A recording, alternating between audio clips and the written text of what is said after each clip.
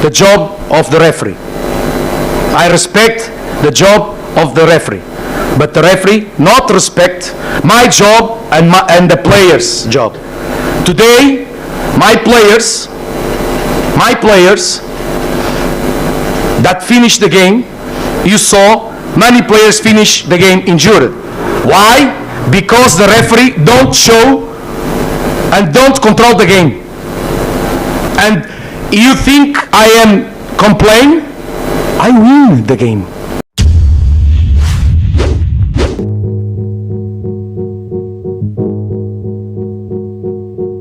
Ya, kita akan melakukan analisis taktik pertandingan PSM Makassar ketika mengalahkan Tampines Rovers, klub asal Singapura. Sebelum kita masuk ke grafis starting line up kedua tim, ini merupakan angka XG, expected goal, angka harapan gol, seberapa banyak peluang yang didapatkan oleh PSM atau Tampines. Tampines Rovers minimal hanya 0,29, sedangkan PSM memperoleh nilai 3. Sayangnya banyak sekali yang tidak bisa dikonversikan untuk menjadi gol bagi anak asuh Bernardo Tavares.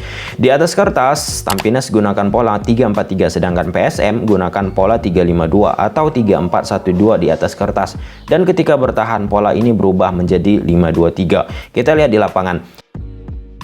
Build up dilakukan Tampines, problem yang dimiliki PSM kalah di lini tengah. Situasi sering terjadi 3 versus 2 atau 4 versus 2. Akbar dan Brian Cesar acap kali kesulitan menghadapi jumlah pemain Tampines yang unggul seperti di grafis ini. Hal ini terjadi salah satunya akibat William Fulim yang tidak memiliki mobilitas tinggi ketika tanpa bola. Ketika bertahan, PSM gunakan shape bertahan 5-2-1-3 atau 5-2-3. Hanafi kuasai bola, beri bola ke Nakamura yang menarik dua pemain PSM, Akbar dan Brian.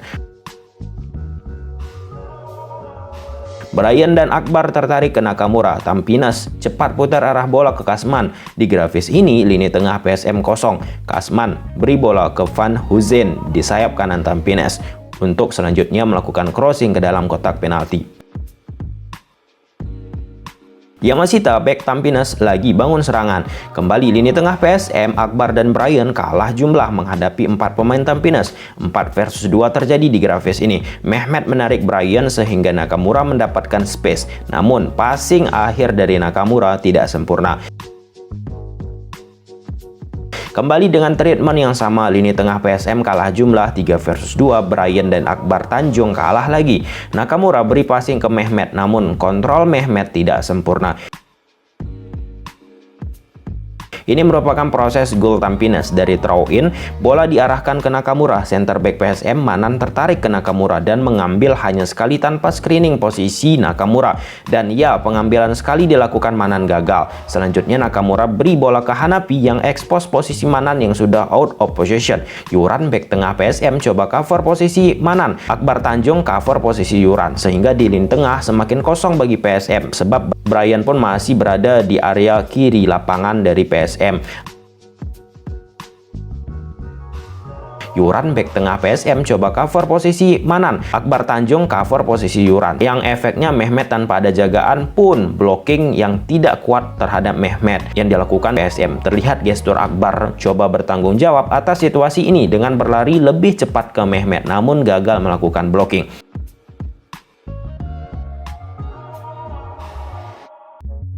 Seusai gol Tampines tercipta, Van Huizen, wingback kanan Tampines, menerima kartu merah atau kartu kuning kedua setelah melakukan pelanggaran keras ke Rizky yang mengubah permainan Tampines.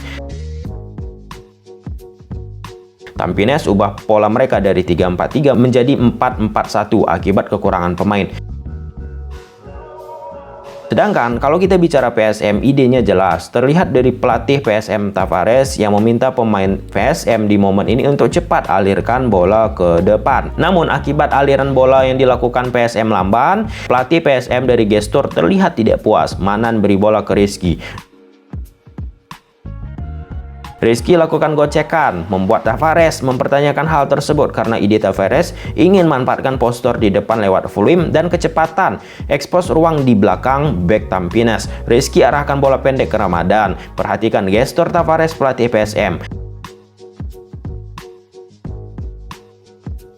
namun ia akhirnya puas terhadap Yuran Fernandes yang cepat lakukan direct ke depan. Transisi cepat dilakukan PSM. Pelatih PSM kembali dengan gesturnya ingin arahkan bola cepat ke depan, sebab 3 bek Tampines memiliki kelemahan dari transisi dan lemah dari menghadapi kecepatan. Ramadan coba bergerak ekspos ruang yang ada di belakang 3 bek tersebut sembari menunggu passing dari Rizky. Yap, ide Tavares berjalan sesuai teori, namun Pratama gagal memanfaatkan umpan balik dari Ramadan. Lagi dari gestur tangan Tavares minta pemain PSM untuk cepat ke depan, salah satu opsi yang dilakukan direct. Namun, akurasi direct atau crossing ke depan PSM pun tidak optimal akibat akurasi passing yang lemah.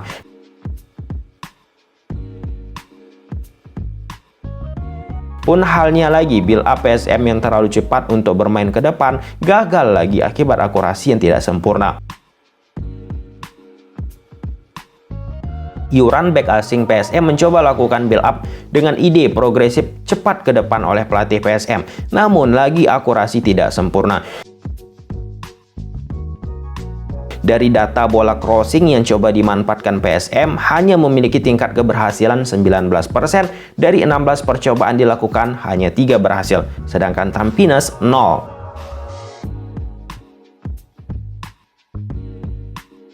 Tanpa bola, Tampines gunakan set 4-4-1. PSM lewat Yance coba berikan bola cepat ke depan. PSM coba meletakkan jumlah pemain lebih banyak di depan. Yakob, Everton, Fluim, Rizky, dan Ashraf ada 5 pemain melawan 4 pemain back Tampines. Dengan jumlah pemain yang lebih banyak, permainan kombinasi 1-2 sentuhan akan mudah dilakukan. Yance ke Everton. Everton beri bola ke Ashraf. Haikal, bek kiri Tampines, kalah jumlah melawan 2 pemain PSM, Rizky dan Ashraf. Namun crossing PSM kembali tidak optimal. Dan setelah PSM meningkatkan intensitas penyerangan, malapetaka bagi Tampines. Ya, mereka melakukan kesalahan. Mehmet kuasai bola, coba beri bola ke Nakamura, namun akurasi tidak akurat. Rashid yang sudah dimasukkan rebut bola tersebut. Di sisi lain, kembali PSM letak 5 pemain untuk hadapi 4 bek Tampines. Yakob, Everton, Rizky, Fluim, serta Ashraf di sisi lebar lapangan yang tidak tertangkap kamera. Endingnya, ketika unggul jumlah pemain, kombinasi mudah dilakukan, tercipta gol.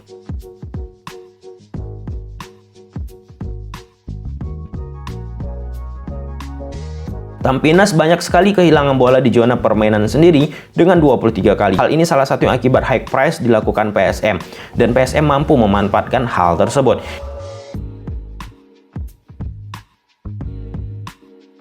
Build up coba dilakukan Tampines lewat Yamashita coba beri bola ke Najib. Pemain PSM sudah lakukan pressing atas sehingga opsi Yama back Tampines sedikit dalam memberikan passing. Akhirnya Yama ke Najib. Pemain PSM pun langsung melakukan press dan terebut bola, tercipta peluang bagi PSM. Lagi pressing dilakukan PSM, membuat Tampines kerap kehilangan bola. Dari kiper Tampines langsung akhirnya melakukan direct ke depan, gagal lagi. Lagi hack pressing dilakukan PSM, Yamashita under pressure akibat tekanan Yakob Sayuri, sehingga Yamashita coba beri bola ke Najib lagi. Pun halnya, pemain PSM datang dari belakang, lakukan tekanan dan hilang bola Najib. Struktur defense Tampines tidak siap sehingga ada space bagi Everton. Rizky kuasai bola, beri bola ke Everton. Gol PSM tercipta.